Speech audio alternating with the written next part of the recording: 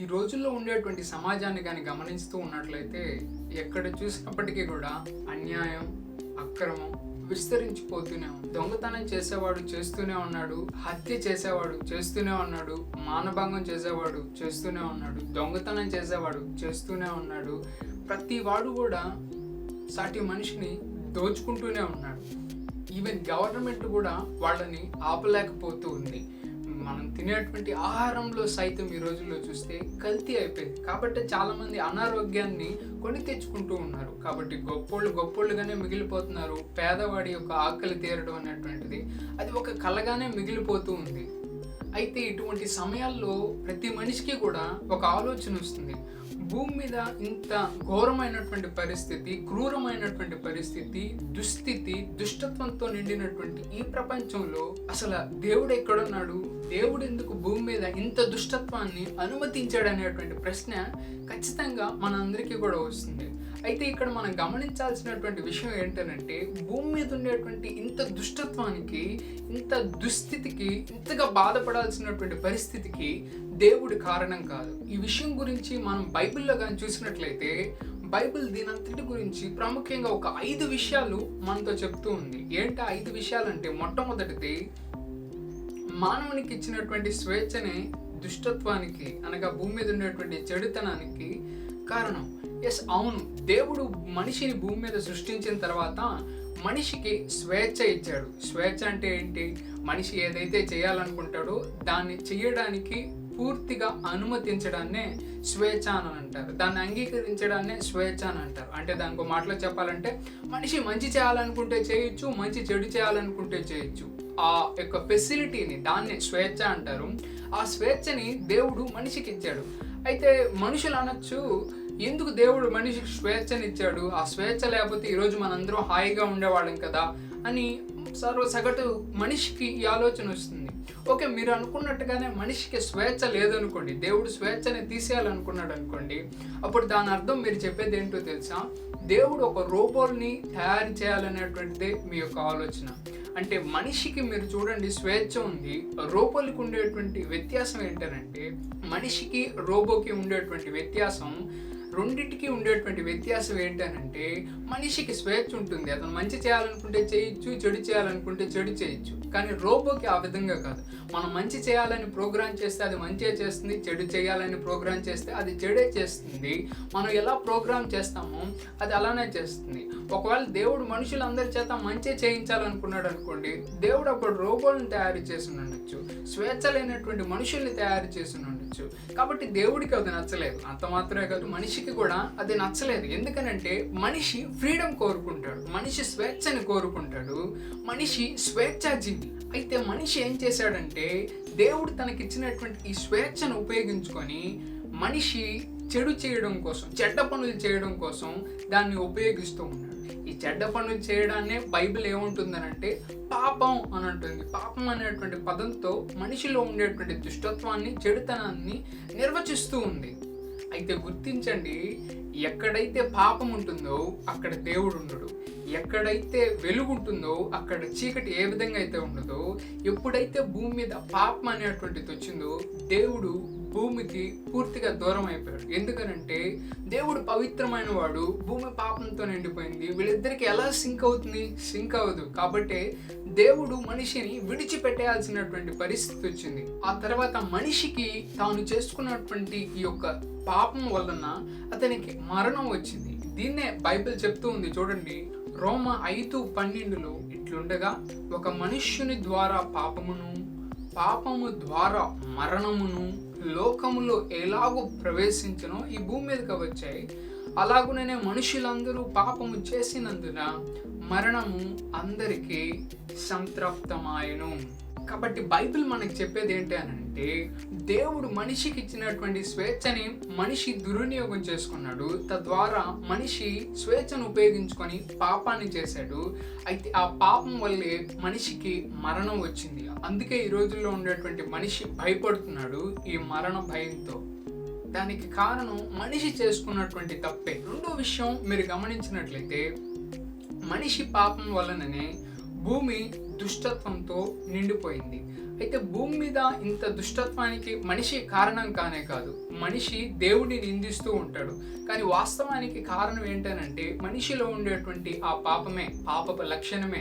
ఒక మనిషి ప్రేమ ఉంటే ఇతరులకి దానం చేస్తాడు, ఇతరులకి సేవ చేస్తాడు. అదే ఆ మనిషిలో పాపం ఉన్నట్లయితే ఇతరులను దోచుకుంటాడు, ఇతరుల్ని మోసపరుస్తాడు. పాపానికి ఉండేటువంటి తత్వమే అటువంటిది.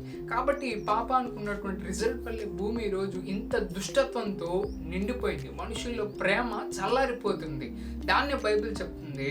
మత్తయి 24:12 చూస్తే అక్రమము అంటే అన్యాయము విస్తరించుట చేత, వ్యాప్తి చెందడం వల్ల, అన్యాయంగా ఈ భూప్రపంచం ఉండడం వల్ల అనేకుల ప్రేమ చల్లారును.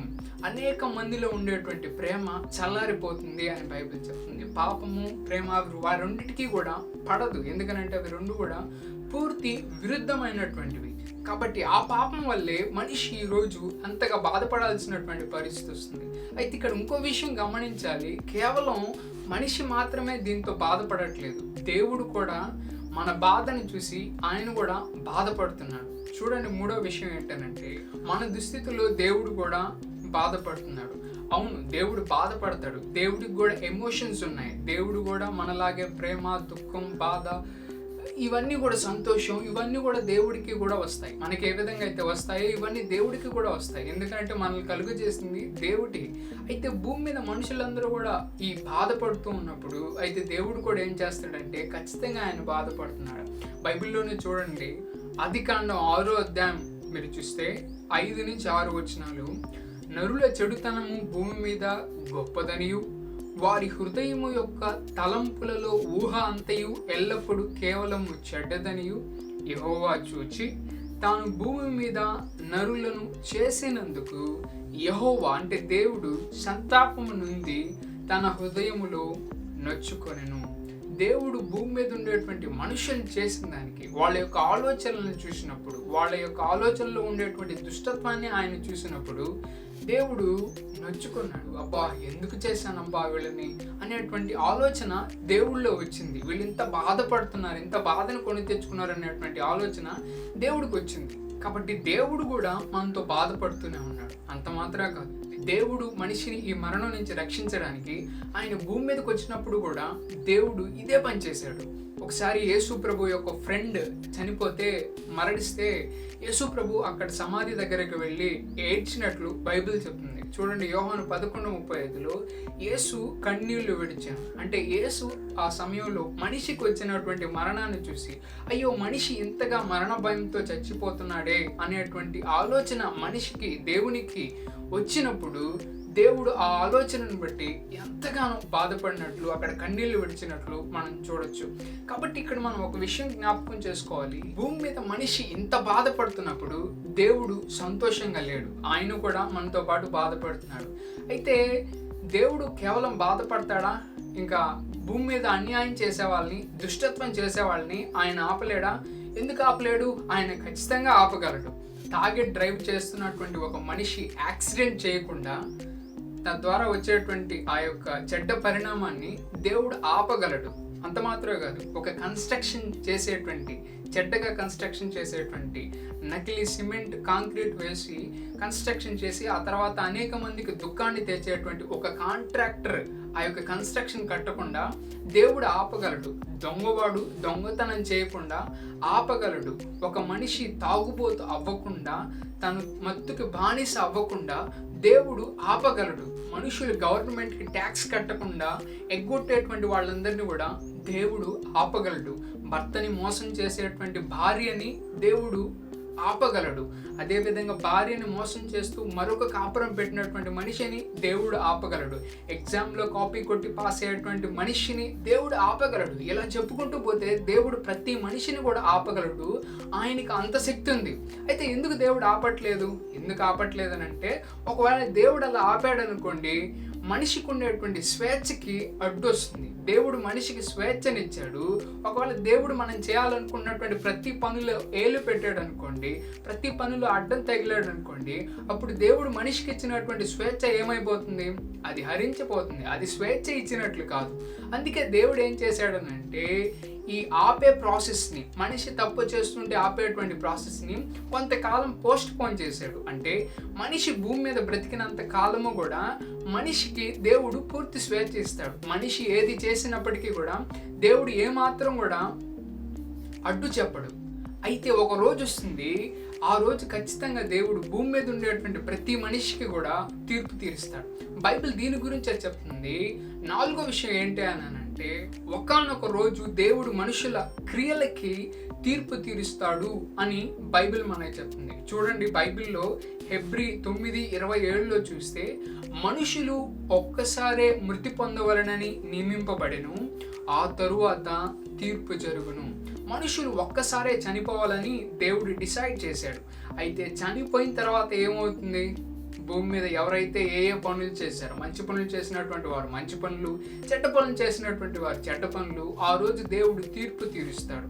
కోర్టులో మనకు అన్యాయం జరిగినప్పుడు మనం ఏ విధంగా అయితే అన్యాయం కోసం వెళ్తామో, ఆ రోజు న్యాయం కావాలనేటువంటి వాళ్ళందరూ కూడా ఆ యొక్క దేవుని యొక్క తీర్పులో వెళ్ళొచ్చు. కాబట్టి అన్యాయం చేసేటువంటి వాళ్ళని దేవుడు వదిలిపెట్టడు. అయితే కేవలం దాన్ని పోస్ట్ పోన్ చేశాడంతే.